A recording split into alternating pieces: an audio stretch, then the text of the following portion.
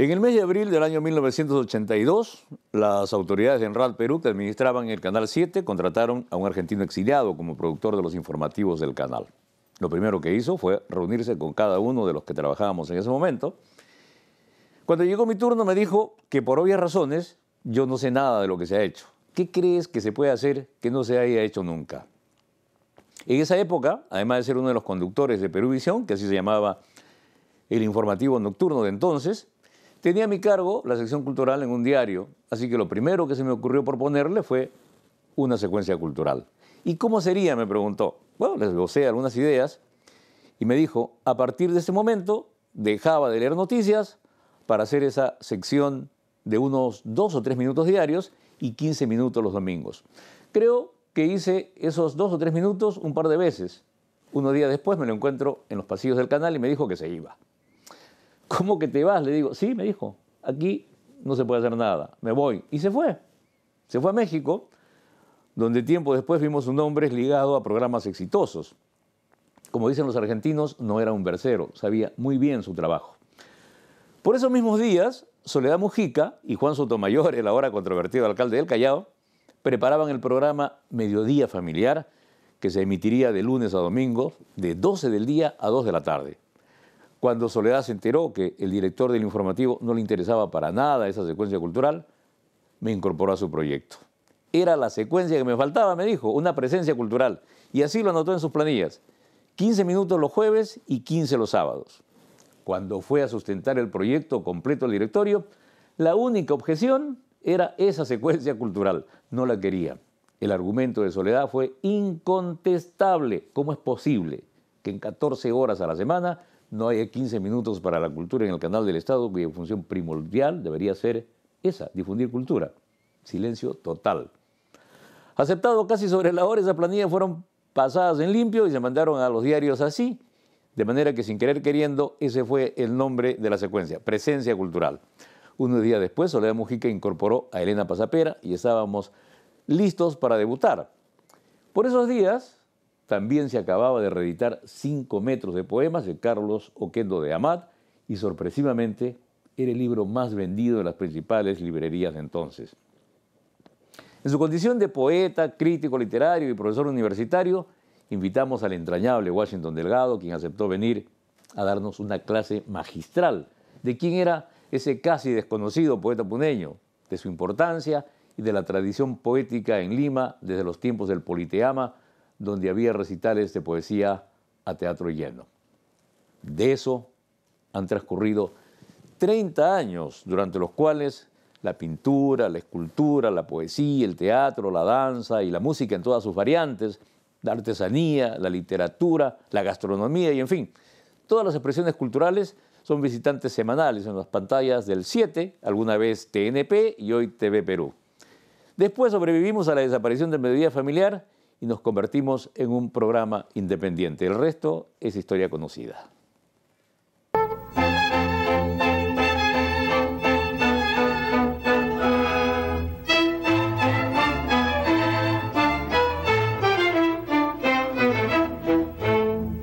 Que un programa cultural dure 30 años pasa a una dimensión mágica porque no hay de otra manera. Pero a Ernesto se le ocurrió tener una sección, un espacio dedicado a artes visuales y me invitó a participar en este sitio. Entonces era realmente, creo que es la primera y la única vez que se ha dedicado un espacio a artes visuales dentro del esquema del programa Todo. Y fue una experiencia realmente estupenda, por lo menos para mí, ¿no? Uno cree que eso no tiene respuesta o que lo ve poca gente, hasta que empieza a ver esa respuesta y uno se da cuenta que hay una necesidad para las cosas, ¿no es cierto? Eso de que a la gente no le interesa no es verdad. Lo que pasa es que la gente no puede querer lo que no conoce. Y bueno, y eso es una de las cosas pioneras que ha hecho Ernesto Hermosa, ¿no? Y con su programa, y lo ha mantenido un formato que que se ha ido modificando levemente a través del tiempo, porque claro, ahora hay otros medios, otras maneras. Pero antes todo era una especie de construcción heroica, ¿no? Esto que te digo de los decorados, y que me disculpen, pero eran unos decorados que uno pensaba en qué momento se le caen a uno encima. Sí, era todo de una precariedad, y además el conseguir la nota, el conseguir que la gente apareciese, el buscar la noticia. Y yo recuerdo a Ernesto que iba como un viajero así obcecado y terco en busca de las cosas, ¿no es cierto? Lo que creo es que debiera tener no una, sino 2 o 3 ediciones en la semana.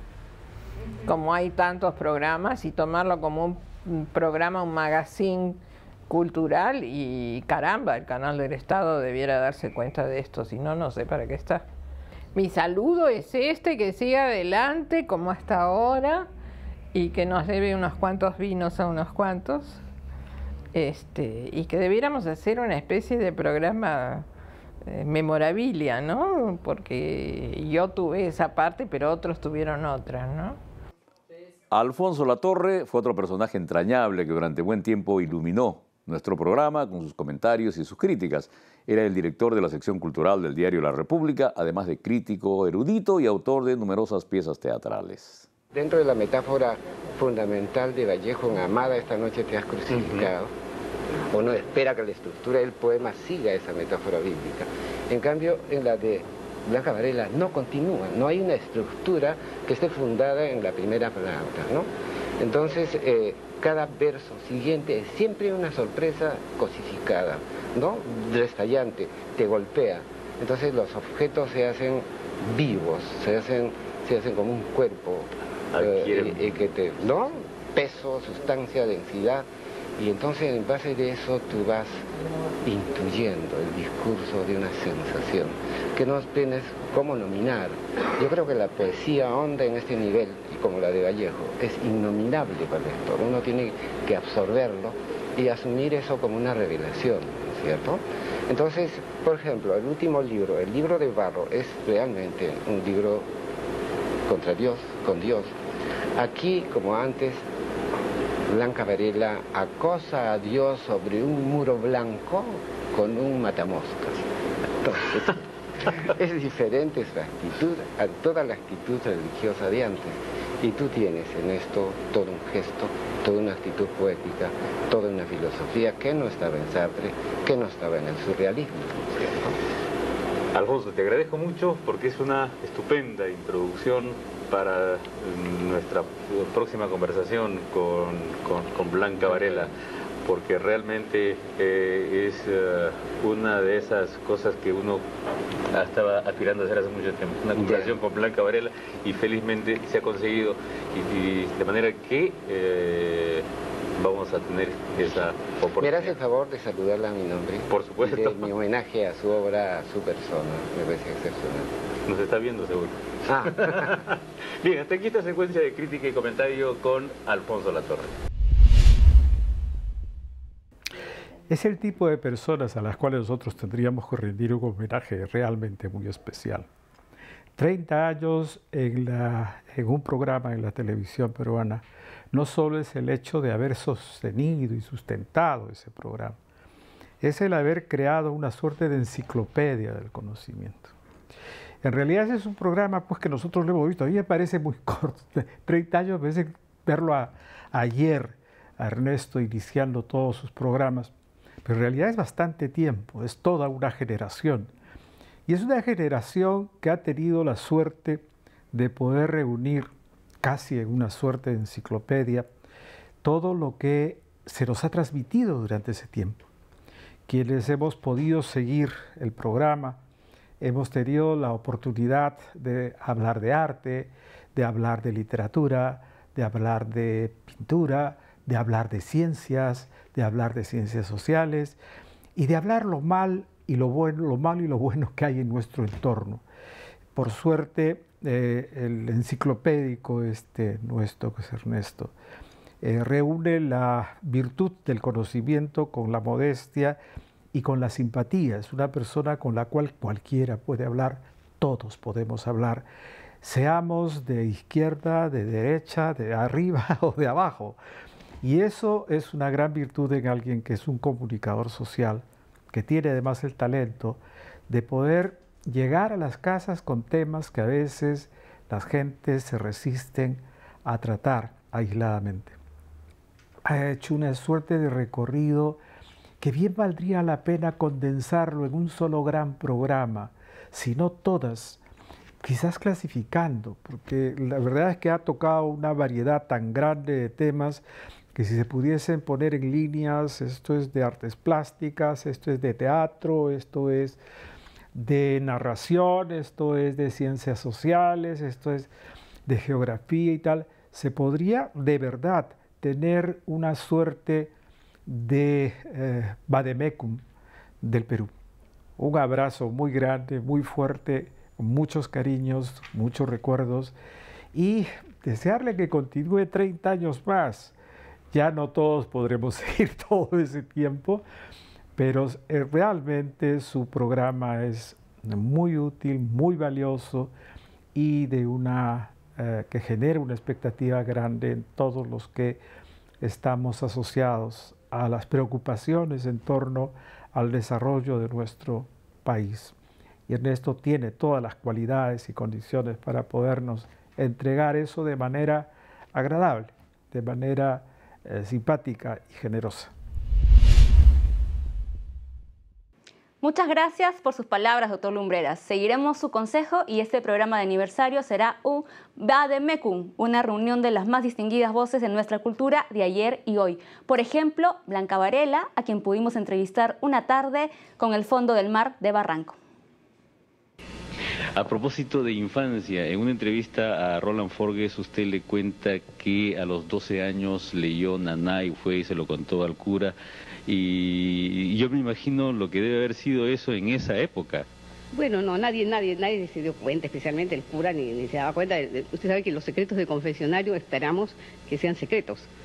Pero sí recuerdo, yo estaba en el colegio y me preguntó por mis lecturas. Yo era muy chica, pero siempre he tenido acceso a todos los libros. En mi casa, felizmente, ha sido una casa maravillosa en ese sentido. No habían censuras, trabas, ni nada de ese estilo. Lo sabemos, además, doña Serfina. Exactamente, pero sobre todo para la lectura, tengo que hacer hincapié, para otras cosas. Y entonces, cuando me preguntó el cura, ¿qué estás leyendo? Cosas que preguntan, ¿no?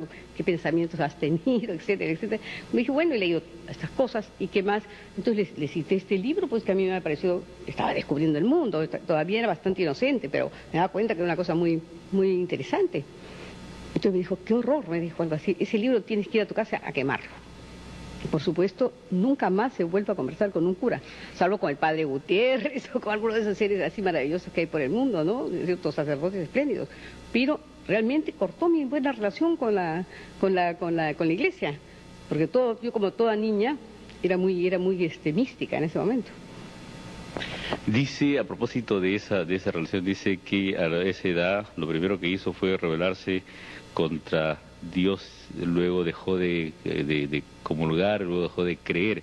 Sin embargo, en este libro hay muchas referencias a Dios, que así vamos y estamos, que así somos en la mano de Dios. Claro, es que el misticismo recrudece con la vejez, yo me imagino, con la madurez, para decirlo bonito. No, y luego en el libro de Barro, por ejemplo, este libro a mí me importa mucho, porque es un libro ese es el penúltimo, y el libro de Barro, que han publicado en Madrid ahora, ese es el último libro, en el cual realmente estoy hecho una santona. Ahí hay una serie de cosas muy extrañas para mí misma. No sé qué estoy diciendo. No sé, yo soy bonito de la poesía. ¿Descubrir que uno escribe sin darse cuenta? Yo creo que uno escribe sin darse cuenta. Yo creo que el sentido es interno del poema y el poeta o el lector lo obtiene a posteriori, después de un raciocinio de otro orden. Ella Krebs me dijo un día que ella es una especie de instrumento para su pintura, que pinta sin saber exactamente cómo. Es probable, ¿por qué no? Sí, yo sí creo en eso. Yo creo que sí, pero yo creo que hay que ser instrumento de algo que está dentro de uno, o más atrás de uno, ¿no es cierto? Pero que es uno mismo. Y yo creo que eso se tiene que haber alimentado con una serie de experiencias y de sabiduría, de alguna forma de sabiduría. Y yo creo que la Krebs la tiene. Hay también en este libro unas referencias muy cercanas a la muerte. Me contempla la muerte en ese espejo y me visto frente a ella. Sí, pues sí, a mí la muerte es algo que me es muy próximo. No le tengo temor. Me parece inclusive cuando era muy joven hacía una especie de, hacía frases y decía algo que se ha convertido en realidad. Es una aventura. Yo creo que la muerte puede ser una aventura muy interesante. ¿Y qué piensa del amor? ¿Son esos frágiles huesecillos? Bueno, esa es una manera de recordar el amor, ¿no? De recrear ciertas cosas del amor. Bueno, el amor, yo me imagino que es una cosa muy importante y valiosa y que hay edades para amar de diferente manera, ¿no? Hay unas frases, recordando esa entrevista con Rolando, tú sabes que en el mundo de los hombres es difícil ser mujer. Es difícil ser mujer, pero también es difícil ser hombre, ¿eh? Yo creo que es difícil vivir y existir de acuerdo con alguna creencia, con algo interior y vivir de una manera humana. No sé, pensarás que es pero yo pienso que el mundo es muy inhumano actualmente, muy inhumano, que hay mucho egoísmo, que hay mucho dolor y que hay mucho materialismo, ¿no? A mí eso me parece mal.